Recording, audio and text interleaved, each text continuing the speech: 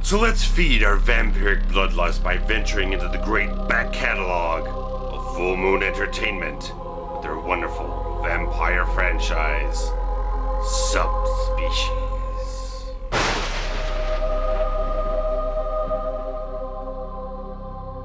In the land of Transylvania, two American students, Michelle and Lillian, joined their Romanian friend Mara in the Carpathian Mountains to study the legends of vampires. But while the three innocents explore the mysterious village's culture and rituals, they are unknowingly snared into a centuries-old feud. The diabolical vampire Prince Radu, whose madness and bloodlust knows no bounds, returns to claim his birthright in the form the ancient Bloodstone. Radu kills his father the king and hunts his noble half-brother Stefan, as Michelle and her friends fall within his clutches. Dangerous passions erupt into violence as the vampire brothers each become obsessed with Michelle and begin to battle for her immortal soul. With Stefan's help, the girls fight for their lives against Radu and his minions, the Subspecies, an army of hellish creatures born of Radu's own flesh. Now will they survive the sunrise, or will Radu curse them to eternal night? So Full Moon Entertainment is a fantastic company. It's been catering to the direct-to-video market for about a quarter of a century now, headed up by the great Charles Band. And a lot of people love their Puppet Master series or their Trancers or a couple other things, but I love me some vampires, and when you show me something like Subspecies, I am absolutely going to love it. And I've loved this thing since back when Sci-Fi Channel actually aired stuff that was worth seeing. They aired these films regularly during the Halloween season. It's like, yes, I enjoy these things. I've enjoyed them for a long time. And on 20th anniversary of Subspecies in 2011, they actually finally did a widescreen remastered edition on Blu-ray and DVD. And it's just great that these direct-to-video classics are preserved for a whole new generation of genre fans.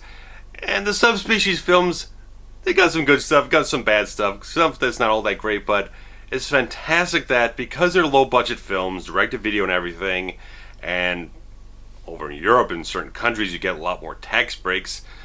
You can get a lot more out of a little budget here, and going to Romania and shooting there and having great authentic Romanian setting for a vampire tale just absolutely invaluable to these films. And this film absolutely fantastically uses everything in that landscape. Everything with the castles, the old world feel, all the local cast, everything. It brings such a great, authentic, wonderful flavor to this film that just makes it stand out, makes it much more distinct from anything else that was probably going on in the vampire subgenre at the time. But one of the big things that you really it might be the one thing that puts you off from this film almost right from the start of it, because it's 1991, very low budget, probably not even $1 million. I don't know what the budget was for any of these films. But the visual effects, at least in the first film, even for me, even someone who grew up with optical composites and a lot of odd looking effects here and there, the optical and video composites in this film are very poor. The titular subspecies, little creatures that grow out of Radu's broken off fingers and stuff like that, little helpers that he has, are featured in some very low grade stop motion animation and optical video composites that look very extremely cheap. Some are better than others in the film, and it's good that they only last for a few seconds here and there. They're very sparse, but they kind of show up a couple times in the film, especially right in the first scene of the film. So if you're not someone who grew up with this kind of stuff and you don't really have a taste for it, it might put you off. But I tell you, stick around, wait it out. I know it's a bit of an eyesore in the film. They do get better in the sequels. We'll talk about those when I get to those. But in the first film, some of the visual effects are very low grade, very poor, not very good. And yeah, with the remastered version of this film, they just remastered the whole film negative. They didn't go back and Lucas-eyes any kind of visual effects shots or anything. They didn't improve anything like that. Just like they took the original negative, They cleaned it up, made it nice widescreen, rich print and everything, and just gave it to you on DVD and 1080i Blu-ray. So, you have to kind of sidestep that a little bit, just kind of endure that for a little bit of time before you get to the really good stuff in this film. But I'll get to the thing that really stands out fantastically in this film a little later on. But some of the stuff, like the cast in this film, they're very good. They feel very authentic. They have a very, because the writing is very straightforward, writes out the characters a very kind of naturalistic type of way. They're not trying to cheese anything up, not trying to make anything kitschy, not trying to make anything too much more than it needs to be. That's the good thing about this whole film, that it never tries to extend itself beyond what it can become. That it can writes everything's executed within mainly the bounds of what it can achieve with the budget and limitations that it has, and the writing is very authentic. Just all the characters just feel very real, very genuine. There's no one in the cast really stands out, but everything is very even quality. It's very consistent quality with everyone that you have cast here, with the main American actors and a lot of the local talents. Like I said, the local talents just add so much flavor to the film.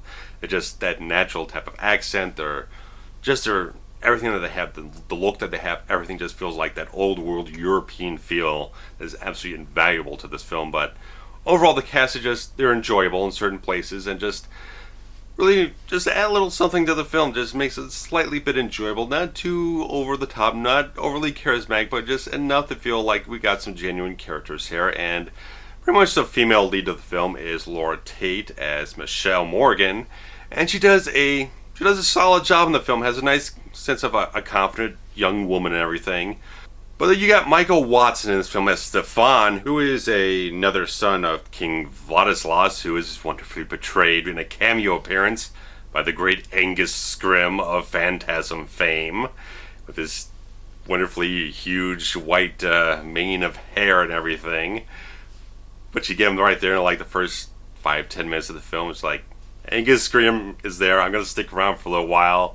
That's kind of a great idea. You got this recognizable horror icon there. Rope people in for the first few minutes, and then everything else takes over from there. And Michael Watson does a good job as Stefan. He's that great, tall, dark stranger with a charming and mysterious allure to him and everything. He's the romantic vampire in the film, but he does have a couple of secretive aspects to his personality, because he's never trying to really lead people on to exactly who he is, what his lineage is, that he's a vampire at all. But he never has evil intentions. He's very much that type of character who does still have a lot of emotion to him. He still feels grief over the death of his father. He feels fear from Radu and everything. So he's a sensitive vampire. He kind of appeals to that end of the demographic. On the other end of the demographic is my favorite vampire in the history of anything that's ever existed. Radu Vladislav is fucking phenomenal. I love this character. I love the ghoulish, vile, vicious, horrific, and creepy style of this character. The whole sort of Nosferatu look to him, the pale, nightmarish visage that he has, the elongated fingernails, the sort of unconventional fang design, everything about him is just absolutely perfect. Everything is like so fucking good to me, that everything that they do with this character, the look of him, how Angus Hove portrays him, is just absolutely deliciously evil in this film. Just salacious, sinister.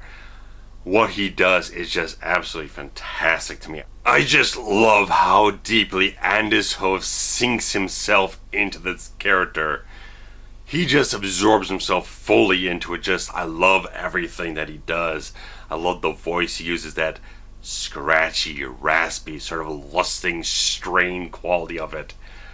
Oh, it just sends chills up your spine when you hear this voice coming out of the shadows and everything.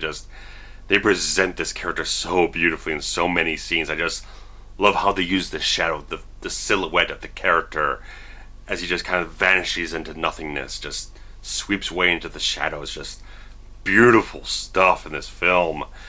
And I just love that there's no conscience, there's no morality with this character, no romanticism either. Just all about the bloodstone, all about the bloodlust of things. It's just that bloodlust seduction that draws his victims in, and just like, it's just such a great, compelling quality about this character. I love everything about Radu. Just, man, I love the look, I love the presentation, I love the portrayal. It's just vicious and sick and sadistic and everything. Just, so much good, lustful stuff in this character. And the film just completely wraps you up in the blood of everything. Just, there's so much great classic vampire tale stuff in this film, and just feels like a complete, very heavy tribute to that type of stuff. Real great respect is paid by director Ted Nicolau to the horror elements of the film. There's a very consistent, serious, dramatic quality of the film. They never go for anything cheap or cheesy. They're not trying to do that. They're trying to be a very serious and very respectful type of horror story. And there are some scares in the film, sure, but certainly by today's standards, they probably feel a bit tame, but you can see it, you can feel it, you can respect what they were doing in the film. And the cinematography in the film is really damn good too, because obviously there's not a lot of budget to go around. There's not a lot of great sweeping dramatic shots you can do, but how they light Castle Vladislav with the great shadowy interiors and the fiery torches just gives a great classic horror movie feel to the film. So many great shadowy, dark type of stuff to just really make Radu look fucking amazing in this film. But all the way through the thing, they just got a great sense of atmosphere and a little bit of frightening visuals here and there. You see that ghoulish, ghastly figure with the blood dripping off his face. And a lot of other stuff too, just like the great flavor of Romania just adds so much to the unsettling, kind of creepy nature of the film. And just Ted Nicolau and his cinematographer do a great job making sure this is a very solidly shot film with a lot of good atmosphere and mood to it. And adding to the mood is a little bit of that score that they have. I really love the theme that they have, which just a real good sort of old-time gothic type of thing. But there's obviously, again, budget constraints. You can't really go for a full wide orchestra for everything in the whole thing, and there's a good amount of synthesizer used in the score, which all the stuff is well conceived, I will say that, but if it was a full orchestra, it would just sound so much more fabulous. Because the synthesizer kind of cheapens things a little bit here and there, but the first film has those little kind of shaky points here and there with the how they can use the budget, where it needs to be used and everything. But overall, I think the first Subspecies offers a lot of good stuff. There's a very straightforward, simple story here that's very easy to follow and doesn't try to be, again, any more than it can be. That they work everything within the budget, and I think they made pretty much the best film they could with the money they probably had. It's kind of hard to say that when you talk about some of those very low-grade video composite shots in the film, because this was the dawn of digital and everything between Terminator 2 and Jurassic Park and stuff like that, but those are multi-million-dollar films. This is probably something that didn't even cost $1 million to make, but still, optical effects had gotten to a certain high quality standard at the time, but even that cost a lot of money to produce, probably more than what they were willing to put into this production. But I will say that the sequels really improve in a lot of areas, but I will get to those films in due time. But overall, like I said, I think the first Subspecies offers a good, solid, simple groundwork for a good, entertaining franchise to be born out of it. And obviously this was a good success because we got several sequels and a spin-off film.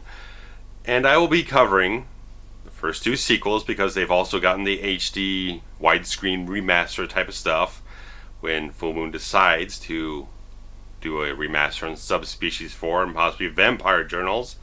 I will feature those as well, but if you love Subspecies or Full Moon Entertainment, love to hear what you guys have to say about it all. So who's your favorite vampire in the history of anything ever? So take care. I'll be back. More Subspecies coming soon. Bye bye.